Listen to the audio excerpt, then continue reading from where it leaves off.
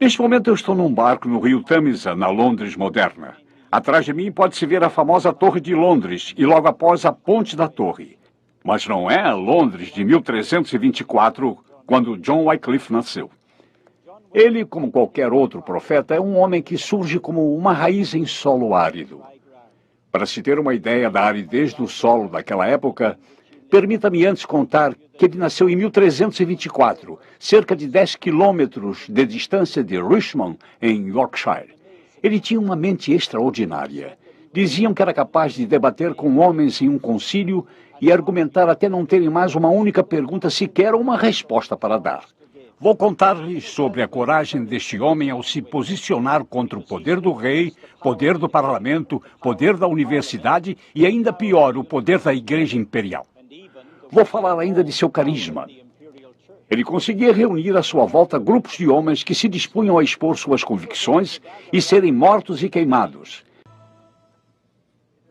Não é difícil resumir os 60 anos que John Wycliffe viveu desde 1324 até 1384.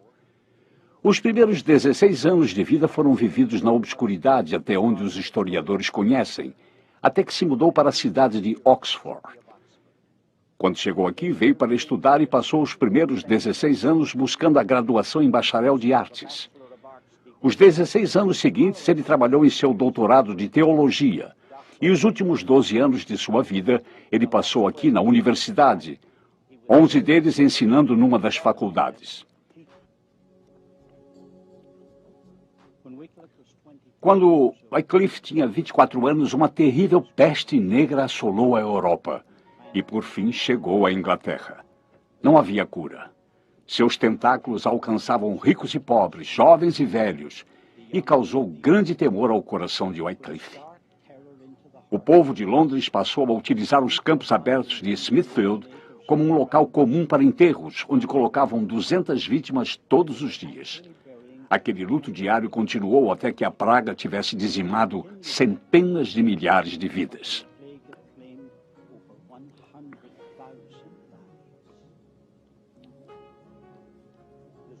Não há dúvida de que essas pragas causaram um grandioso efeito na vida de Wycliffe. Na verdade, dois dos maiores fatores que fizeram deste homem um reformador, um deles está relacionado a essas pragas. Isso trouxe um incrível efeito espiritual sobre sua vida. Eu não sei porquê, mas pela convivência com a morte, ele passou a ter um grande temor de Deus. Isso fez pensar em suas prioridades e então começou a reformulá-las. Ele perdeu todo o medo do homem. Não importava mais para ele se era o Papa ou o potentado, até onde lhe dizia respeito. A verdade era a máxima prioridade. Essa experiência espiritual em sua vida penetrou fundo em seu coração. De fato, isso tocou em cada fresta de sua alma. Ele foi transformado e passou a ter todo um novo relacionamento com Deus. O segundo fato significante que ocorreu em sua vida foi devido ao ambiente aqui na Universidade de Oxford.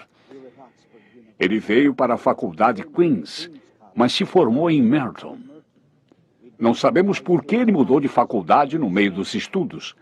Apenas sabemos que ele deve ter sido um aluno excepcional, já que por 4 anos, após ter conseguido o bacharelado em artes, o posto de mestre da faculdade Balliol foi conferido a ele. E 1 ano depois de se tornar mestre de Balliol, foi ordenado ao ministério. E em seguida recebeu uma indicação do governo.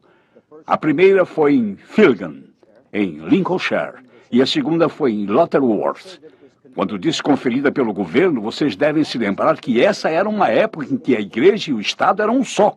Com isso, todos os dízimos que eram entregues à igreja iam para o Estado, e o Estado fazia as indicações àqueles que seriam os ministros das várias paróquias. Portanto, para ele foi uma outorga do que ele chamou de viver.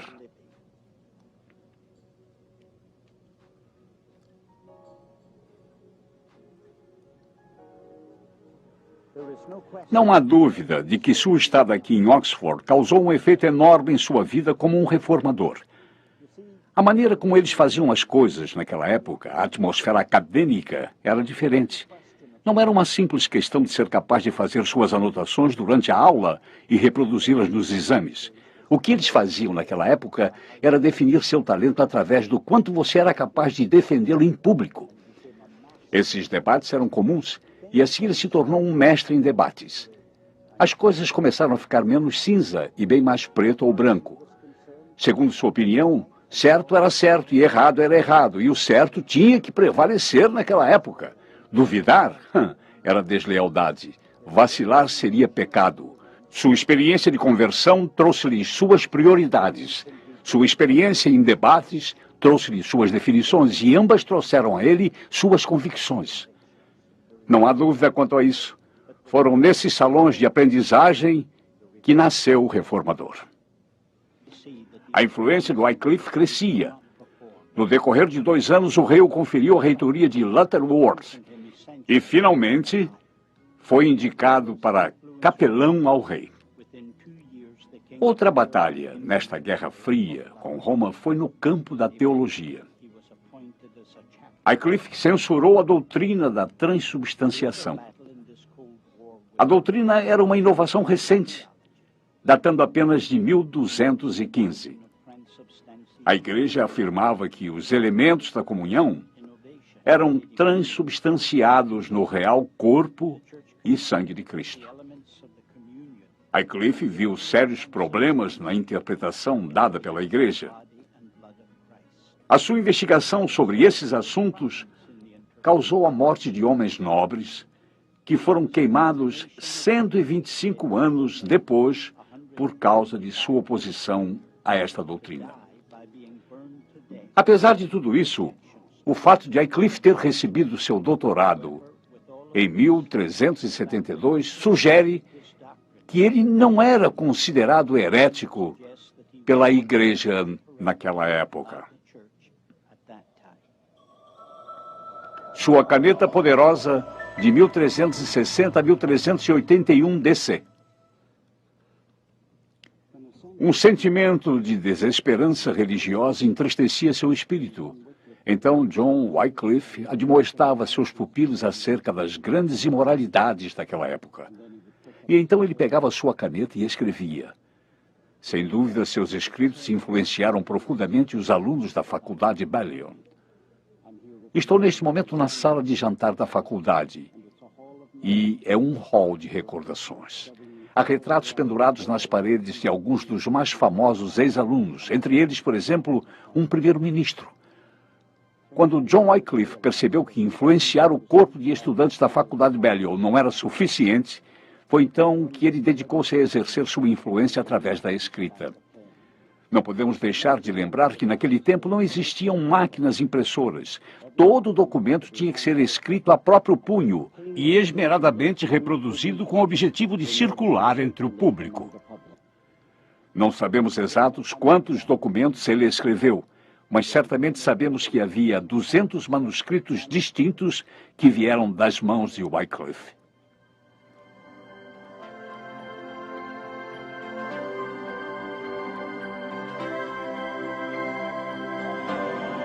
Londres, Inglaterra, Conselho Parlamentar.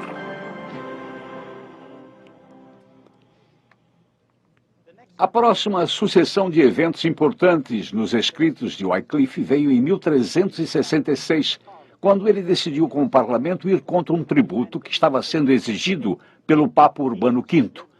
Ele considerava as solicitações do Papa inconstitucionais, porque violavam o estatuto parlamentar e, ao mesmo tempo, eram injustificadas. Eles promoveram a divisão da Igreja e Estado, que exigiu que Wycliffe se postasse de um lado ou do outro. Ou ele defendia a Igreja, ou defendia o Estado. Naquela ocasião, ele acreditava que a Igreja estava sendo injusta com o Estado. Sua posição trouxe-lhe certo privilégio, não apenas com a realeza, mas também com os membros do parlamento, pelo qual ele, de fato, se tornou o capelão do rei em 6 de novembro de 1375. Sua caneta se tornou a arma que ele usava com habilidade. Em seus escritos, ele se tornara tanto dinâmico quanto forte. Ele declarou convicções ousadas, como a citação: "A Inglaterra não pertence a ninguém. O Papa é apenas um homem sujeito ao pecado.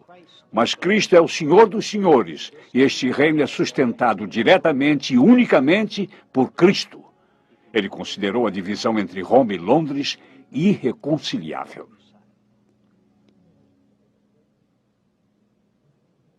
A ponta de sua caneta tão produtiva era como uma espada, cortante, como se a ponteira tivesse sido mergulhada em ácido.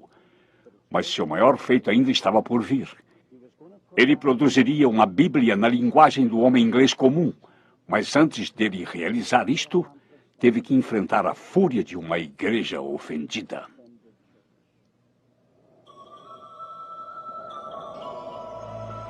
Heresia, de 1377 a 1383 DC. Catedral de São Paulo, Londres, Inglaterra. Após Wycliffe ter escrito seu domínio civil, todas as ameaças contra ele acabaram se tornando ataques. Sabiam que sua boca deveria ser silenciada, mas não imaginavam como fazer tal coisa sem ter antes que convencer o público de que ele era culpado por heresia. Para convencê-los de que ele era um herege, teriam que levá-lo a juízo. E este foi o primeiro desses tribunais que aconteceram na Catedral de São Paulo. 5 bulas papais foram publicadas e apresentadas a Eduardo III, que na época estava muito doente. A bula papal é um mandamento que é dado pelo Papa. A um grupo de monges mendicantes era dado os escritos de Wycliffe, e eles deveriam analisar minuciosamente e descobrir se havia alguma heresia. E a conclusão foi que conseguiram enumerar 19 heresias. Com base nisso, o Papa ordenou sua prisão e que lá permanecesse por um período de 3 meses. E aí então deveria comparecer perante o Papa em Roma. No entanto, Wycliffe ficou doente e Eduardo III morreu. E tais bulas perderam seu efeito na Inglaterra. Assim, um novo mandamento foi dado pelo Papa a todos os membros da família real e ao reitor da Universidade de Oxford. A data foi fixada, seria 19 de fevereiro de 1377, e foi neste edifício atrás de mim onde esse tribunal ocorreu. Uma multidão fanática que era cegamente submissa à igreja veio e lotou a área em frente à igreja. Quando Wycliffe chegou, trouxe consigo uma pequena procissão. Era precedido de 2 dos mais poderosos homens da Inglaterra, Lord Percy, o Marechal da Inglaterra, e John de Gaunt, o Duque de Lancaster. Eles galgaram bravamente seu caminho através da multidão hostil que se aglomerava à entrada da igreja. Assim que alcançaram o limiar, já havia uma sólida barreira de pessoas.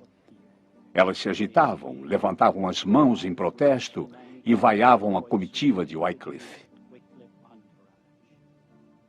Lord Percy e Courtney, o dirigente do ato, trocaram entre si palavras de desagravo. Percy notou que Wycliffe ficara de pé durante este diálogo. Virou-se então para ele e disse: "Sente-se e descanse." Esse ar de autoridade enfureceu o dirigente. Então ele gritou: "É inconcebível que alguém intimado a se apresentar diante de um bispo deva sentar-se durante seu pronunciamento. Ele deve e continuará de pé." Um tumulto surgiu e interrompeu o processo das atas. E Wycliffe e seus acompanhantes escaparam do perigo ameaçador. No ano seguinte, tudo havia mudado para Wycliffe. Aquele ano foi a eleição de um papa rival e o início da dissidência de 40 anos, com 2 ou mais papas se confrontando durante esse período. Isso enfraqueceu dramaticamente o poder do papado, o que permitiu a Wycliffe fazer o que quisesse. E assim ele começou a desenvolver ideias mais radicais, as quais em qualquer outra época da Idade Média teria resultado na sua destruição. Em 1381, ele publicou o seu fiel Eucaristia e logo em seguida 12 proposições. Esses escritos atacaram diretamente a doutrina da transubstanciação. Wycliffe considerava tal ensinamento antibíblico e sem sentido. O efeito desses escritos fez Wycliffe perder todos seus amigos influentes no palácio, no parlamento e na faculdade. Agora, ele estava só. Após mais uma tentativa frustrada de seus perseguidores, Wycliffe se preparou para sua batalha final.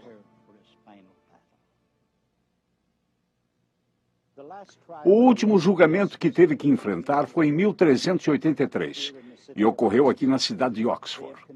Eles tinham convencido o rei, assim como os membros do parlamento e as pessoas da universidade, de que ele devia ser interrogado acerca da Santa Ceia. Seria um júri formado por colegas em que iriam examiná-lo e ele se postou diante dele como se fosse doutor no Evangelho. Queriam saber se as acusações contra ele eram verdadeiras e, em caso afirmativo, por que defendia tais crenças. Ele fez um longo discurso. Todos ouviram em silêncio cada palavra que foi dita. E quando ele terminou, nenhum deles fez sequer uma pergunta de esclarecimento. Houve um silêncio total e profundo. Ele aguardava as ordens, mas nenhuma instrução partiu deles. Ele recolheu o material que usara para o discurso, o colocou de volta na sacola e ainda aguardava por instruções. Já que nenhuma foi dada, ele simplesmente deu as costas. E foi a última vez que sua voz foi ouvida na cidade de Oxford. Aquela cidade havia sido seu lar por 43 anos. E quando saiu do julgamento, nunca mais voltou a Oxford. A primeira Bíblia em inglês, 1382 DC.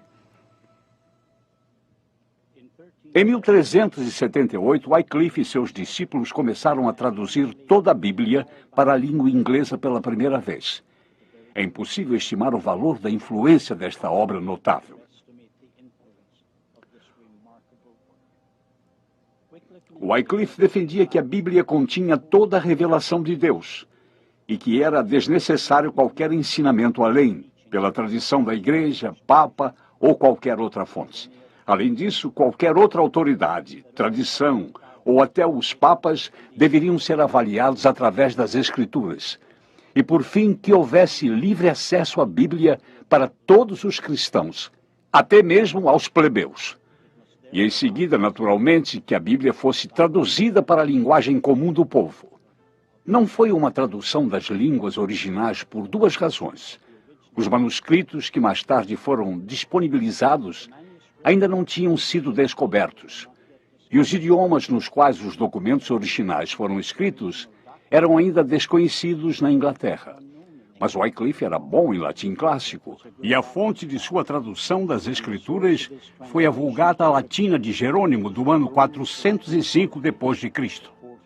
Quanto tempo Wycliffe e seus discípulos levaram para traduzir o Novo Testamento, nós não sabemos.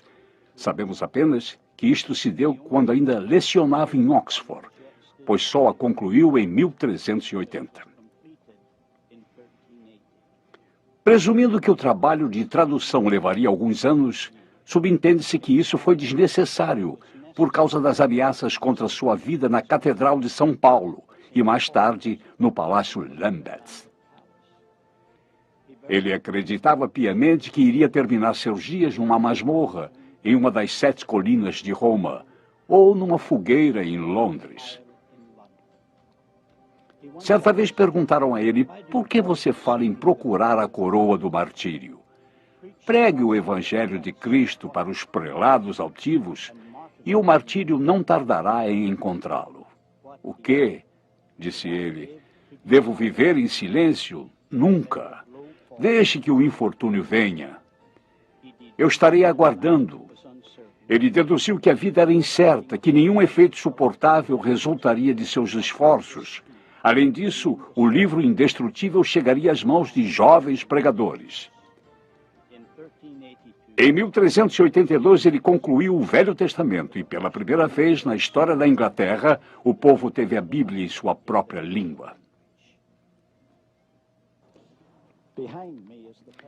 Atrás de mim está a igreja paroquial de Lutterworth, onde John Wycliffe foi reitor nos últimos 12 anos de sua vida. Ele não vinha aqui com tanta frequência até deixar a cidade de Oxford, quando veio para copiar suas Bíblias. Para reproduzir uma de suas Bíblias, toda escrita à mão, levou 10 meses. Diferentes historiadores nos deu custos diferentes para adquirir uma dessas Bíblias. Elas custavam algo entre 30 e 40 libras, ou seja, 9.600 centavos. E lembre-se que esta era uma época em que uma galinha poderia ser comprada por 2 centavos, e um porco poderia ser comprado por 4 centavos.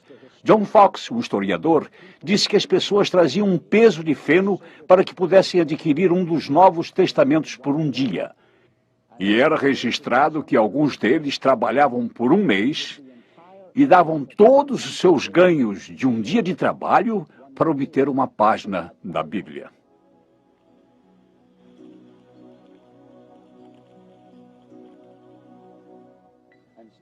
Estou aqui junto ao púlpito do qual John Wycliffe pregou nos últimos anos de sua vida. Percebo que este é um púlpito moderno, se comparado a outros, mas entendo que há fragmentos da Bíblia que datam daquela época. Estranho quando se pensa nisso. Nos limites deste pequeno pódio, sua voz ecoou tão claramente que alcançou de norte a sul esta nação. E em seus últimos dias, suas pregações não saíram deste púlpito, e sim desta alcova à minha esquerda. Foi em 28 de dezembro do ano de 1384 que o famoso reitor da paróquia celebrou sua última comunhão do ano. De fato, esta veio a ser a última comunhão de sua vida. Ele conduziu por um tempo a cerimônia até que sofreu um infarto. E a providência divina o fez retirar-se, e ele tombou sobre a cadeira que está bem atrás de mim.